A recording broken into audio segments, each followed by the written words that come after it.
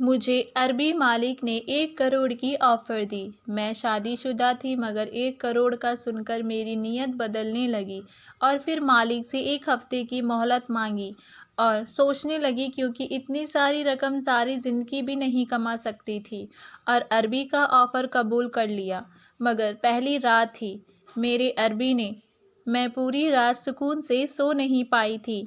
आंखें बंद करती तो नोटों की गड्डियाँ मुझे नज़र आने लगतीं। आंखें खोलती तो वही पुराना सा कमरा और छत पर लगा एक पंखा नज़र आने लगता, जो पुराना और ख़राब होने की वजह से इतना हल्का चल रहा था। चलने के बावजूद पसीने से तर हो चुकी थी। मैं एकदम ही उठकर बैठ गई। अपने बराबर नज़र दौड़ाई तो मेरे बराबर मेरा पति इस गर्मी और बहुत पसीने से बेखबर सो रहा था। कल तक तो मैं भी थक से चूर गर्मी में भी सो जाया करती थी, लेकिन जो वाक़या आज मेरे साथ हुआ था उसने मेरी नींद उड़ाकर रख दी थी। मैंने अपने अरबी मालिक से बस 2 दिन की मोहलत मांगी थी और मैं जब से घर वापस आई थी लगातार सोच रही थी क्या करूं क्या ना करूं। 1 करोड़ कोई छोटी रकम तो होती नहीं, बहुत बड़ी रकम थी। मेरे तमाम मसले और फिर मालिक की 1 करोड़ की वजह से हल हो सकते थे, लेकिन इस रकम के लिए जो चीज़ उन्होंने मुझसे मांगी थी वे भी छोटी नहीं थी, बहुत बड़ी बात थी। क्योंकि मैं एक शादीशुदा औरत थी, मैं कैसे उनके साथ वे सब कर सकती थी जिसका हर साझा देकर वे मुझे 1 करोड़ दे रहे थे। मैंने पहले तो मालिक की बात सुनते ही इनकार कर दिया था, लेकिन अगले ही पल मुझे अपनी गरीबी का ख्याल आने लगा। मैंने कहा मुझे 2 दिन की मोहलत दो, मुझे सोचने के लिए वक्त चाहिए। वे कहने लगे 2 दिन से ज़्यादा का वक्त दे नहीं सकता, मुझे आप 2 दिन तक जवाब दे दीजिएगा। मैं हामी भर ली और घर लौट आई। जब से घर आई थी मेरा सारा ध्यान मालिक इसी बात को सोचे जा रहा था। मैं एक फैक्ट्री में जॉब करती थी, वहाँ बच्चों के रेडीमेड कपड़े तैयार किए जाते थे और मैं उन औरतों पर सुपरवाइज़र थी जो वहाँ कपड़े सिलाई करती थीं। हालांकि मुझे पहले भी 2 औरतें सुपरवाइज़र का काम अंजाम दे रही थीं, लेकिन मालिक जिस कदर मेरे साथ नरमी और प्यार से पेश आते थे, बाकी स्टाफ के साथ उनका रवैया ऐसा न था। वे बाकी वर्कर से सख्त लहजे से बात करते थे। मैं पिछले 5 महीने से जॉब कर रही थी और उस महीने में मालिक जितनी मेहरबानियाँ मुझ पर कर चुके थे, मेरे साथ साथ ऑफिस के दूसरे नौकर भी हैरान थे। अक्सर औरतें मुझसे ये कहने लगी थी कि हम इस ऑफिस में पिछले 4 साल से काम कर रही हैं, लेकिन मालिक ने हमारी तनख्वाह नहीं बढ़ाई और तुम्हें नौकरी करते हुए अभी कुछ ही महीने हुए हैं और तुम्हारी तनख्वाह भी बढ़ा दी, तुम्हें बोनस भी दे दिया। ऐसा भी तुम क्या काम करती हो? मालिक की इस किस्म की मेहरबानियों की वजह समझ नहीं आ रही थी। एक औरत कहने लगी, बस मालिक इस लड़की की खूबसूरती पर मर मिटा है, इसीलिए मेहरबानी इस पर हो रही है, वरना इस लड़की में दूसरी कोई खूबी तो नहीं है। ये बात सुनकर मुझे इस पर गुस्सा आने लगा। मैंने कहा, जबान संभाल कर बात करो। अगर मालिक मुझे तुम लोगों से ऊपर रख रहे हैं तो जाकर मालिक से पूछो, मुझ पर इल्ज़ाम लगाने की ज़रूरत नहीं है। मैं भी चिल्लाकर बोली थी। मेरा लहजा तेज़ हुआ तो बहुत से स्टाफ के लोग जमा हो गए, औरतें भी मुझसे लड़ने लगी। बात मालिक तक पहुंच गई। जब मालिक वजह पूछने लगे तो मेरे बिना लिहाज और धर्म के वो सारी बातें मालिक को बता दी जो औरतें उनके बारे में कह रही थीं। जब सबके सामने बात मैंने बताई तो मालिक की घूरती नज़रें सब औरतों पर थी और वो औरतें मालिक के तेवर देखकर शर्मिंदा सी हो चुकी थी। मालिक ने कहा कि इस फैक्ट्री का मालिक मैं हूँ, मेरी मर्जी में जिसकी चाहे तनख्वाह बढ़ाऊँ। आप लोग कौन होते हैं किसी के चरित्र पर उंगली उठाने वाले? मालिक के गुस्से और लहजे पर सब औरतों की बोलती बंद हो गई थी। मालिक ने कहा, आइंदा किसी ने इस तरह की बात फैलाने की कोशिश की तो मैं उसे नौकरी से निकाल दूंगा। मालिक की धमकी काम आ गई थी और मेरी जान को भी सुकून हो गया था, लेकिन शायद ये मेरी गलत सोच थी। चंद महीने बाद ही हकीकत जब मेरे सामने आई तो मैं चकराकर रह गई थी। एक दिन मालिक ने मुझसे कहा कि फैक्ट्री बंद होने के बाद मैं ऑफिस में ही रहूं, कहीं ना जाऊं। उन्हें मुझसे बहुत ज़रूरी बात करनी है। ये सुनकर मुझे हैरत हुई थी। जब तमाम वर्कर छुट्टी के बाद यहाँ नहीं रुकते थे तो मैं क्यों रुकती, और फिर वो भी अकेली। क्यों हुक्म सिर्फ मेरे लिए था। छुट्टी के बाद तमाम औरतें जा चुकी थी और दूसरे कर्मी भी जा रहे थे, लेकिन मालिक बड़े सुकून से अपने ऑफिस के कमरे में बैठे थे। मैंने ज़रा सा दरवाजे को खोला ताकि उनसे कहूँ कि जो काम है मुझे बता दें, मुझे भी छुट्टी दे दें। मेरी दस्तक पर मालिक ने मुझे अंदर आने की इजाज़त दे दी, लेकिन मैं अंदर नहीं गई। मैं दरवाज़ा खोला और दरवाजे की दहलीज पर खड़ी हो गई। मालिक जी, कहिए क्या कहना है आपने। तो कहने लगे, यूँ तो बात नहीं हो सकती, आप अंदर आकर यहाँ बैठें मेरे सामने, मुझे आपसे बहुत ज़रूरी बात करनी है। मैंने अपनी कलाई पर पहनी घड़ी की तरफ देखा और फिर गहरी सांस भरते हुए कुर्सी पर बैठ गई। लेकिन हैरत मुझे इस बात पर हुई जब मालिक ने कोई बात नहीं की, बल्कि वे तो मुझे बस गौर से देखे जा रहे थे और साथ साथ मुस्कुरा भी रहे थे। मालिक की नज़रों से मैं कुछ अजीब सी सोच का शिकार होने लगी थी। उसके बाद मालिक ने मुझसे कहा, मेरा तो दिमाग खुलकर रह गया था। कहने लगे कि आप वाकई बहुत खूबसूरत हैं, आपको देखकर तो मेरी तबीयत खुश हो जाती है।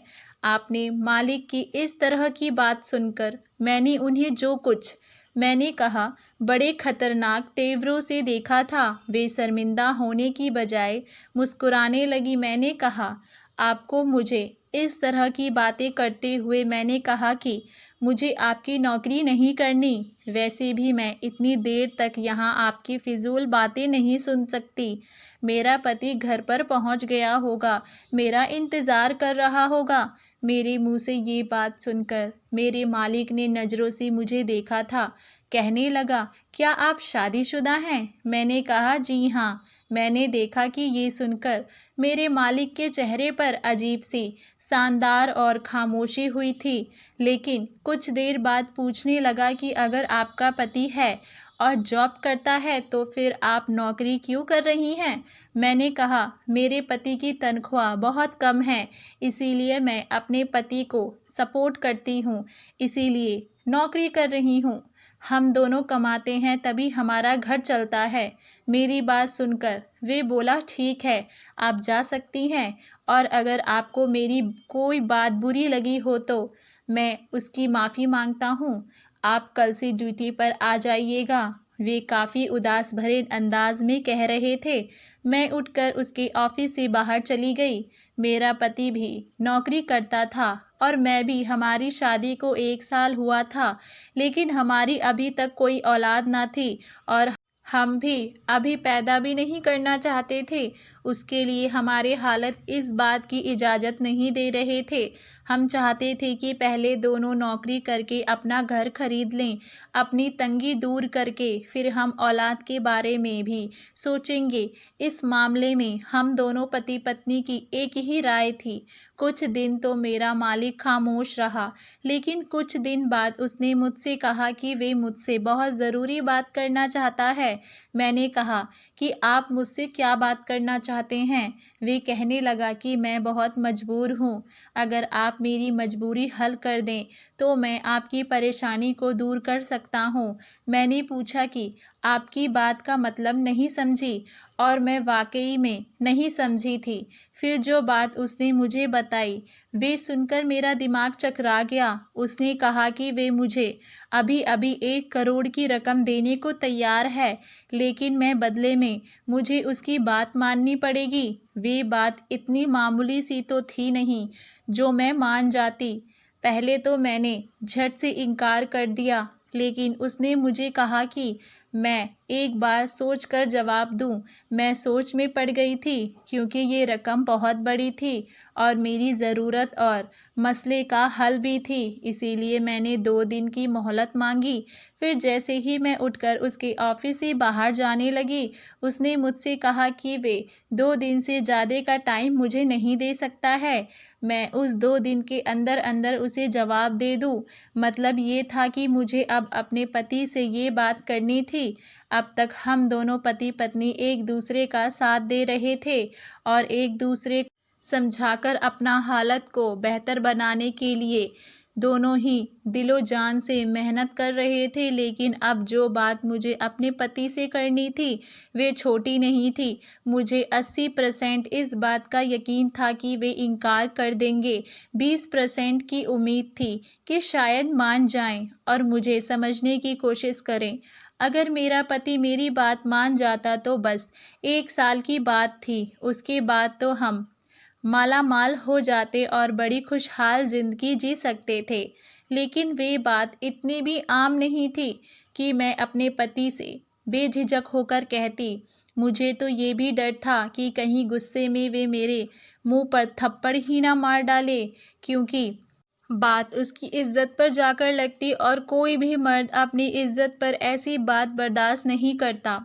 मेरी पूरी रात आंखों में गुजरी थी। मैं बस यही सोच रही थी, पति से कैसे बात करूं।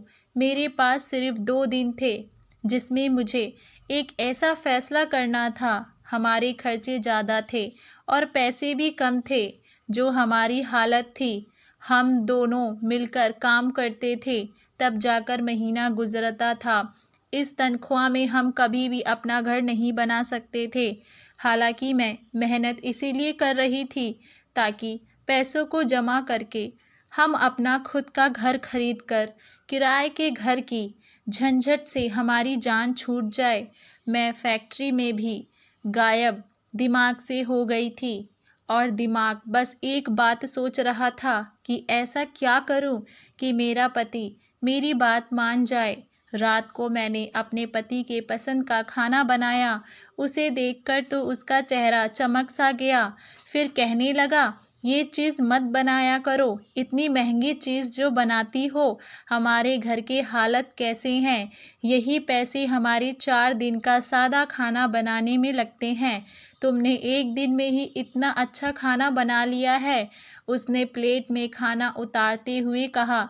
मैंने कहा कि क्या हम सारी ज़िंदगी यही सोचते रहेंगे कि यहाँ से पैसा बचा लें तो वहाँ काम आ जाएगा। कभी ये नहीं सोच सकते कि हम बिना सोचे समझे पैसा खर्च करें, जो चीज़ चाहे खाएं, जो चीज़ चाहे खरीदें।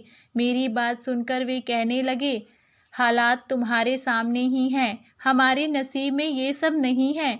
उसने रोटी का निवाला तोड़ा और खाने लगा। मैंने कहा, मुझे एक ऑफ़र हुई है कि अगर तुम मेरा साथ दो तो हम 1 साल में करोड़पति हो सकते हैं। मेरी बात सुनकर वे खाना खाना भूल गया था।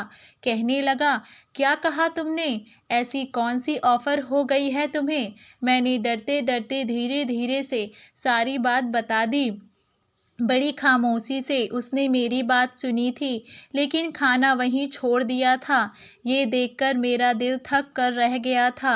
कुछ देर कुछ नहीं बोला, सोचता रहा, मेरी तरफ देखता रहा। मैं उसके जवाब के इंतज़ार में थी, समझ नहीं पा रही थी कैसे पूछूं या नहीं पूछूं। फिर मैंने कहा कि मैं सोच रही हूँ कि कल जाकर अपने मालिक को इनकार कर दूँ। ये बात सुनकर उसने मेरी तरफ देखा। कहने लगा, तुमने मुझे बहुत बड़े इम्तहान में डाल दिया है, लेकिन जो रकम तुम्हारे मालिक ने कही है वे रकम इतनी ज़्यादा है कि मैं समझ नहीं पा रहा हूँ कि तुम्हें क्या जवाब दूँ। शायद वे भी मेरी ही तरह उलझा हुआ था और उसे परेशानी से गुज़र रहा था, जिससे मैं समझ नहीं पा रही थी। उसकी भी समझ नहीं आ रहा था कि क्या करे और क्या ना करे। फिर उसने मुझसे कहा कि ठीक है, तुम अपने मालिक की बात मान लो। असल में मेरे मालिक ने ये कहा था कि वे बे औलाद है और उसकी बीवी बांझ है, उसे औलाद नहीं हो सकती और वे अपनी बीवी को छोड़ नहीं सकता क्योंकि सारा कारोबार और दौलत उसकी बीवी के नाम है।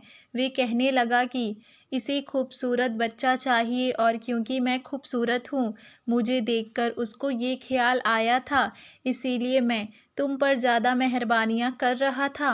अगर तुम शादीशुदा ना होती तो तुम मुझसे शादी के बाद, बच्चा होने के बाद तलाक ना लेती, लेकिन मुझे सिर्फ औलाद के लिए शादी करनी है। अब तुम शादीशुदा हो तो मुझे इस बात की फिक्र नहीं। अगर तुम्हारा पति राजी हो जाए तो वे तुम्हें तलाक दे दे और मैं तुमसे शादी कर लूँगा। जैसे ही मेरी औलाद होगी मैं तुम्हें तलाक दे दूँगा।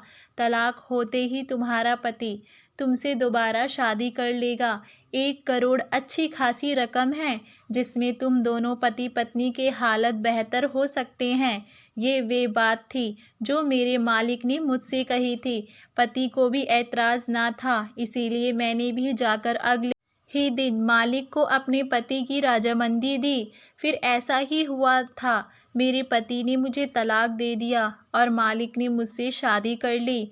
इस दौरान मालिक मुझे अपने घर ले गए थे। उसकी बीवी बहुत खूबसूरत थी, लेकिन मुझे देखकर अपने चेहरे का रंग गुस्से से बदल लेती थी। वे मुझे मजबूरन बर्दाश्त कर रही थी और मुझे भी मालिक से मोहब्बत ना थी। मेरा मकसद भी पैसों को वसूल करना था। अभी मेरी शादी को 2 महीने गुजरे थे। मैं उम्मीद से हो गई। मुझे तो खैर इस बात से कोई ख़ास खुशी हासिल नहीं थी क्योंकि मालिक मेरी मजबूरी था, मेरा प्यार नहीं। मुझे अभी भी अपने पति से ही मोहब्बत थी, लेकिन मालिक बहुत खुश था। वे मेरे पहले से बहुत ज़्यादा ख्याल रखने लगा था और उसकी बीवी भी बहुत खुश थी। वे मेरे खाने पीने का बहुत ख्याल रखती थी। खुद मुझे अपने सामने जूस पिलाती, कभी दूध पिलाती, मेरी दवाइयाँ मुझे वक्त पर देती।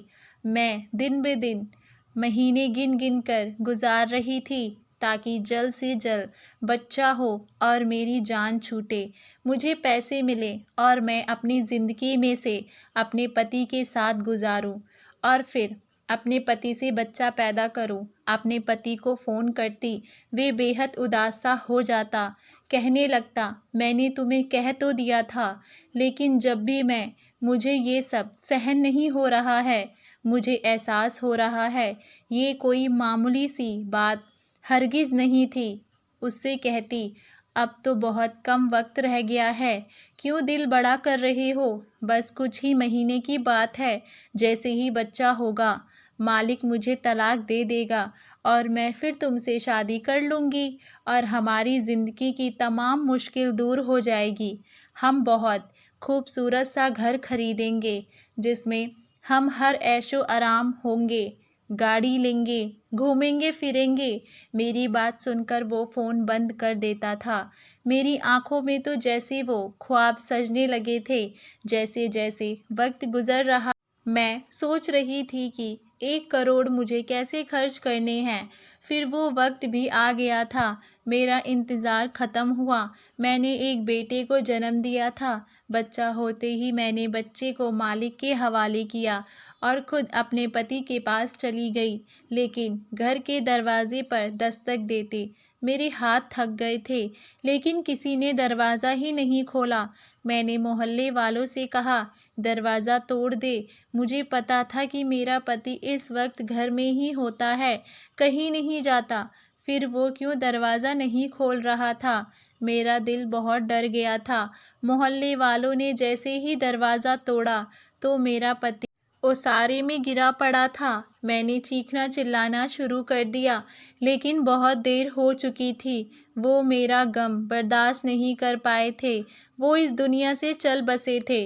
मैंने रोते हुए 4 दिन गुजार दिए थे।